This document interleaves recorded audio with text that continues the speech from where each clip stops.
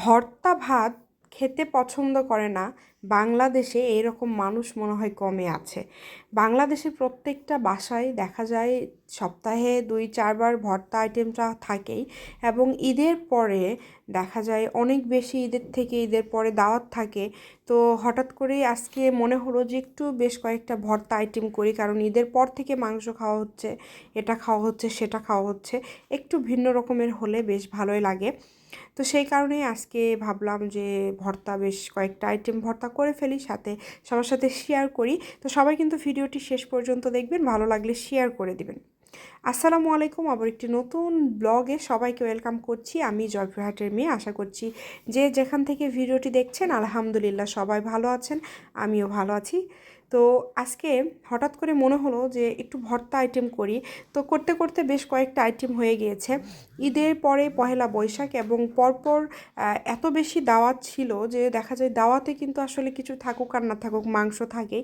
আর যেহেতু আসলে সব মামার বাসায় দাওয়াত, বড়াম্মুদের বাসায় দাওয়াত, বিভিন্ন বাসায় দাওয়াত, সেখানে দেখা গেছে মাছ, মাংস, ডিম, মানে বিভিন্ন আইটেমই ছিল।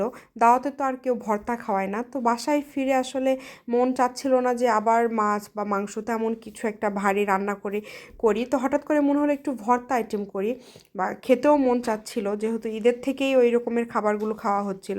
তো যেই কথা সেই কাজ, হঠাৎ করে মনে হওয়ার সাথে সাথে বিভিন্ন ভর্তার প্রিপারেশন নিয়ে নিলাম। দেখা যায় যে 2-1টা করে করতে করতে বেশ কিছু আইটেম হয়ে গেল। এবং অবশ্যই কমেন্ট করবেন কে কে আমার মতো ভর্তা খেতে পছন্দ করেন এবং কে কী ভর্তাটা বেশি পছন্দ করেন। তো এখানে আমি বেশ কয়েক রকমের ভর্তা করেছি, যেমন ধরেন আমি সবগুলো আস্তে আস্তে বলছি। তার আগে বলি, আসলে ছোটোবেলা থেকেই না ভর্তার উপর একটা আলাদা টান আমার। তার কারণ হচ্ছে আমার আম্মু এত বেশি ভর্তা পছন্দ করে, এবং তারকে কেন্দ্র করে হয়তো বা আমারও বেশি ভর্তা পছন্দ। এবং আলহামদুলিল্লাহ সারফরাজও এত বেশি ভর্তা পছন্দ করে, মানে খুবই বেশি। তো এখানে আমি আলু ভর্তা করেছি।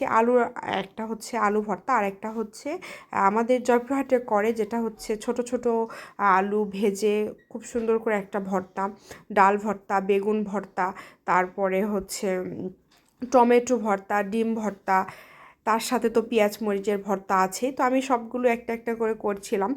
তো দেখা যায় যে এটা কিন্তু ভর্তা করতে কিন্তু সময় লাগে। তো রেগুলার কিন্তু করা হয় না। আমাদের কমন ভর্তা কিছু থাকে, যেমন আলু ভর্তা বা ডাল ভর্তাগুলো আমাদের রেগুলার করা হয়। প্রত্যেক দিন তো আর 4 থেকে 5 রকমের ভর্তা করাটা সম্ভব হয় না। তো আজকে ভাবলাম যেহেতু করছি, বেশ কয়েকটা আইটেম করে ফেলি। তো সবগুলোই আসলে একসাথে সব রেডি করে নিয়ে তারপরে ভর্তাগুলো করছিলাম। তো সারফরাজ আবার ডিম ভর্তাটা অনেক বেশি পছন্দ করে, এই কারণে ভাবলাম যে ডিম ভর্তাও করে ফেলি, কারণ বাচ্চাটা আসলে পছন্দ করে।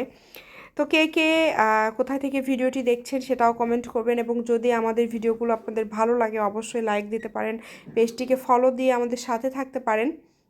রেগুলার ভিডিও দিব ইনশাল্লাহ, যতটুকু পারছি দেওয়ার ট্রাই করছি। তো এই যে দেখতে পাচ্ছেন এখানে ভর্তা, এখানে মনে হয় 7 রকমের ভর্তা হয়ে গিয়েছে। ডিম ভর্তা আছে, তার পাশে বেগুন ভর্তা, তার সাথে আলু ভর্তা, এবং টমেটো ভর্তা, পেঁয়াজ মরিচের ভর্তা, বেগুন ভর্তা, ছোট ছোট যেটা আমাদের এলাকায় জয়পুরহাটে বলে কায় আলু ভর্তা, সাথে তো লেবু শসা অবশ্যই, এবং তার সাথে যেটা মনে হয়েছে যে মাছ ভাজা। তো ভর্তা যেহেতু করছিলাম ভাবলাম যে একটু মাছ ভাজাও করি, কারণ ভর্তার সাথে কিন্তু মাছ ভাজাটা বেশ ভালোই যায়। তো এই ছিল আমাদের দুপুরের খাবার আজকে। যদি ভিডিওটি ভালো লাগে অবশ্যই সবাই একটু শেয়ার করবেন। ভালো থাকবেন, সবাইকে অনেক অনেক ভালোবাসা। আল্লাহ হাফেজ।